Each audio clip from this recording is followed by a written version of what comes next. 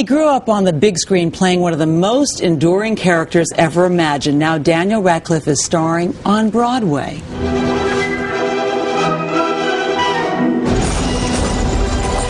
Daniel swept fans off their feet in Harry Potter and the Sorcerer's Stone in 2001 and blew everyone away in the next 4 Harry Potter movies, all based, of course, on J.K. Rowling's inspired novels. Now he's taking a star turn on The Great White Way, portraying a decidedly more grown-up character in the drama Equus. What's your first memory of a horse? Well, what do you mean? Well, the first time one entered your life in any way. Daniel Radcliffe, good morning. Morning. Boy, I can't imagine 2 opposite kind of characters to play, Harry Potter or Alan Strand. I mean, my goodness, did you do this intentionally? I mean, I always wanted to do something that was going to be different and that people would, you know, think, oh, he wants to take this seriously. But I didn't pick Alan just because he was different.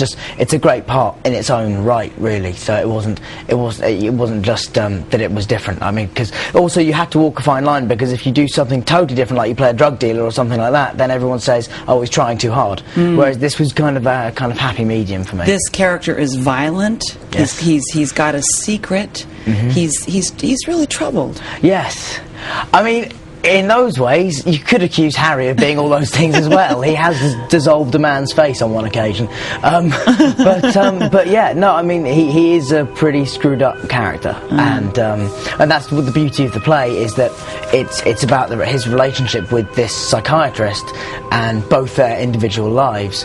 And it's also, I mean, the thing Peter Schaffer, the author, kept saying to us is, the thing you have to remember about this play is it's a thriller.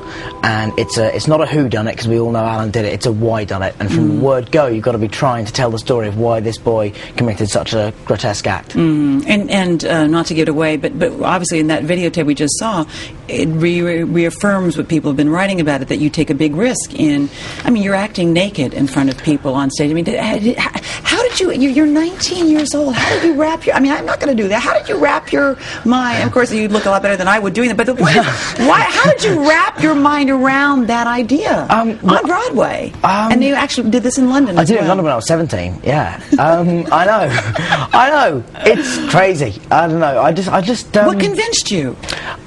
It was just the fact that it's a great play, and if it's part of the play and you've taken the job, then you just do whatever comes with it, and you don't complain or procrastinate, so you just have to kind of get on with it. And it is quite intimidating and it's a little scary, but you just sort of have to grin and bear it and just do it. And after the first 2 performances, it's kind of fine. Let's talk about how you're being reacted to. The Wall Street Journal basically calls your performance strong. It says, Mr. Radcliffe gives a self-effacing yet strong performance that serves the play, not his fans. You know, the reviews for your work are good. That's great. I mean, I don't read them, which I always think is I'm sorry. I shouldn't have told don't you. worry. No, not at all. Hey, great. Why don't you read them? Because good or bad, they'll affect the performance in some way. And if you don't read the bad ones, then you certainly can't just read the good ones. Because that's what I think some people do, is they just read the good ones, and you think, well, yeah, you're not perfect, you know.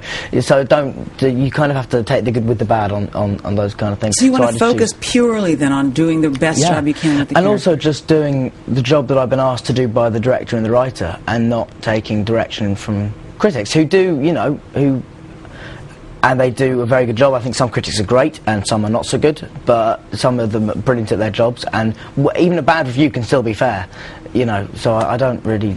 But so far, as you say, they seem to have been good. Well, the reviews for your work in general, starting from Harry Potter and on up, have been just really amazing. I want to mention that Harry Potter and the Half-Blood Prince is coming out next, and you're going to be shooting the last Harry Potter book early next year. Yeah. You know, you are really a fine young actor. Thank you very much indeed. I know at 19 you're, you know, young still, but yay, congratulations, Daniel Radcliffe. Thank you very much indeed. And you can catch Daniel in Equus through February 9th on Broadway, and Harry Potter and the Half-Blood Prince opens in the summer of 2009.